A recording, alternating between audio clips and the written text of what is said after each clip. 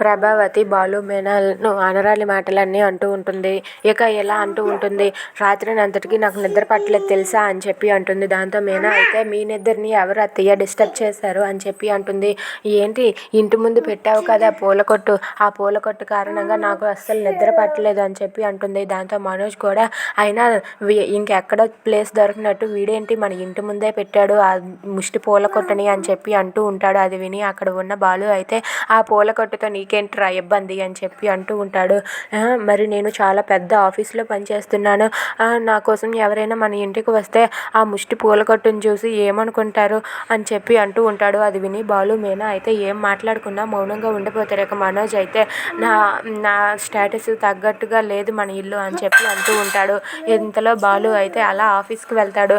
ఆఫీస్కి వెళ్ళి ఏదో చిన్న పని మీద అయితే వాచ్మెన్ని కలిసి వచ్చేస్తూ ఉంటాడు. అలా వచ్చేస్తూ ఉండగా ఇంతలో అక్కడ ఉన్న మనోజ్ని చూసి ఒక్కసారిగా షాక్ అయిపోతాడు.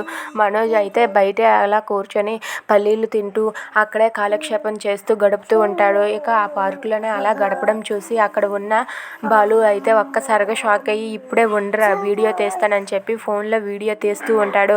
అలా మనోజ్ ఉన్న ప్లేస్ని, మనోజ్ చేస్తున్న పనిని ఇదంతటిని కూడా వీడియో తీసి తన ఫోన్లో ఉంచుకుంటాడు. ఇక వాచ్మ్యాన్తో ఇలా అంటూ ఉంటాడు, ఎప్పటి నుండి జరుగుతుందన్న ఈ వ్యవహారం అని చెప్పి అడుగుతాడు.